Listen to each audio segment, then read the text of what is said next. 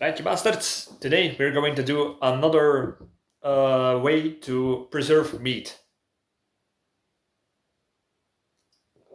By the way, one little tip: if you want to keep your beer a little bit cooler for longer, use one of these Stones jars. It works like a charm.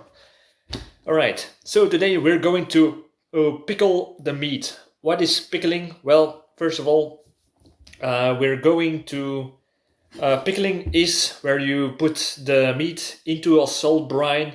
So it's a liquid solution of salt where the meat will get, after a few days, get saturated by it. And that way the salt will be pulled in by the moisture into the meat, and anything that grows in it will get into an osmotic shock, and that way, if it's been saturated fully with the salt brine solution, we're going to put it into jars, and that way you can keep your meat for a long time.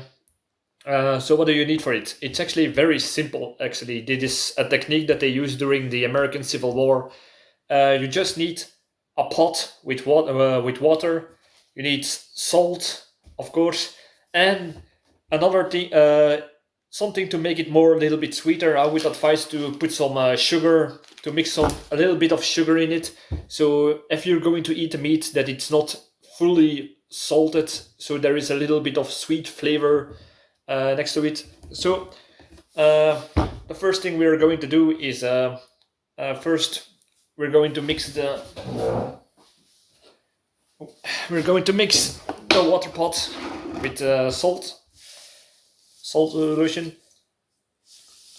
There is not really a ratio, to be honest, because the salt will bind with the water anyway. I would advise to get around at least 50-50 of the salt water mix, but together with the sugar, it is not the most exciting meal you will have, but it's a way in survival situations to get your meat last longer, especially for during winter. So a little bit more, that's about it. And you will don't forget, you will get thirsty if you drink this, and that's why we're also going to put some sugar in it, just to sweeten the things up so the salt is not overwhelming. Mix it a little bit. All right, and now we're going to boil this. And while it's boiling, you can cut your meat into smaller pieces. This also works if you have bigger pieces of meat, but it will only take longer till the solution is gotten into the meat. So I prefer it to do it in smaller bits. So it's better to it's going to be faster. How do you say it? Saturated into the meat, and it's handier for in small pots to get it in. So we're going to now boil it, and I will give you the instruction about what to do when it starts to boil in the next editing clip. Poof. So now that the salt branch is at room temperature, we can put the meat inside of the salt branch. But we need to be careful because it needs to be fully submerged into the salt solution. So usually they took just a rock to hold the meat down for 3 days, but we are going to use just this smaller lid to keep all the meat down and submerge into the salt solution. So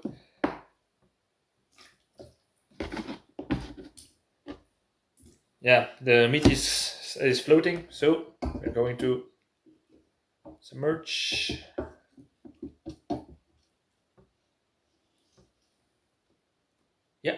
It's fully submerged now, and we're going to let it submerge for 3 days. First, getting the last bubbles out.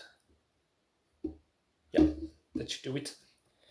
All right, 3 days. We're going to let it rest, and then we're going to put it into these jars when it's fully submerged. And that should be it.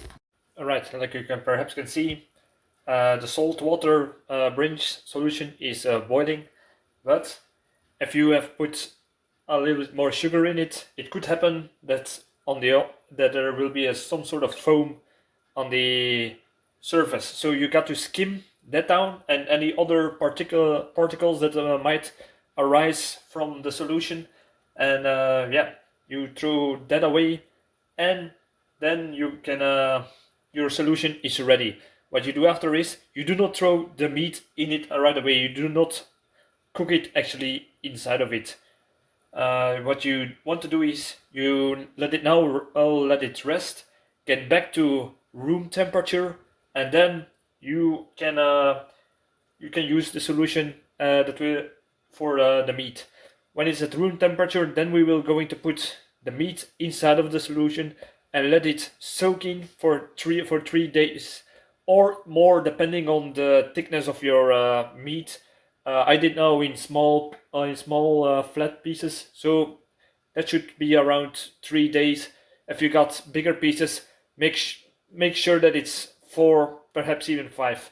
So yeah, that's what we're gonna do hereafter. All right. So it's been 3 days, and now we can put the pickled meat into the jars. But I made one little mistake that one can forget very easily. If you can see, uh, the meat is submerged and it goes down because of the way that it's absorbed all of the brine. But like you can see, the fat, it's because of the fat that it's still going up. So the fat has not fully soaked in and submerged. So I'm going to cut off that fat. I should have done this before by cutting off the fat, so don't make that mistake like I did. So you take a piece off and you cut off the little pieces of fat. You can see is the pieces that are a little bit white. I should have, like I said, taken those off, and then this would not would have been done.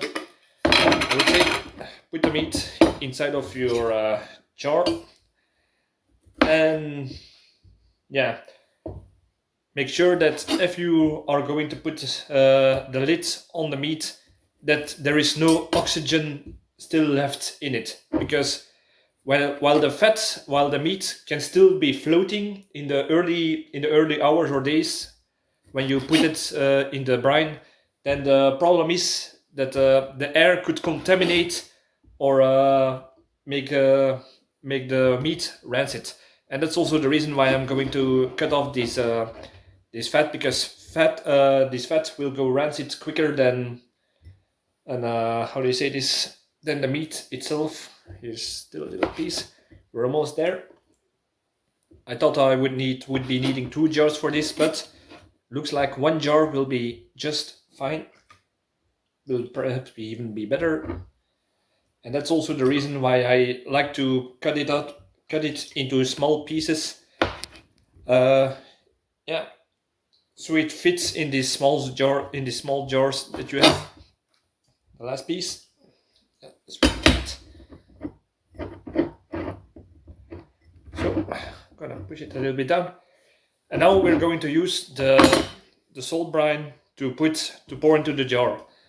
So you can you have to be very careful. I'm going to let it overflow so there is no air around it. So yeah, I'm gonna spill a little bit so I'm sure that there's nothing in this.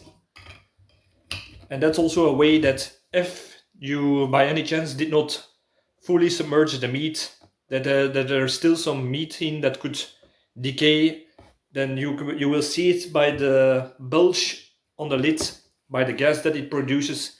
So that's a way to see if the meat has gone bad. I'm gonna make it still a little bit oxygen. So yeah, this is pickled meat. If you want to be sure, you can still put this in a pressure cooker, so you're sure that everything within is dead. But to be honest, I prefer it this way. So yeah, for several reasons, for safety reasons, because I'm I just bought a pressure cooker, so I'm going to learn how to use that. So I'm not the best with it. So I will try this perhaps later on. And yeah, this is pickled meat that you can store for many months. And yeah, it will perhaps not be the most tastiest meat, but it's a way to collect meat from perhaps from animals that you own, like game that you hunted, small game that you hunted, from shooting birds in your garden, from animals that you have like chickens, goats, or guinea pigs like I do, and you can use that meat to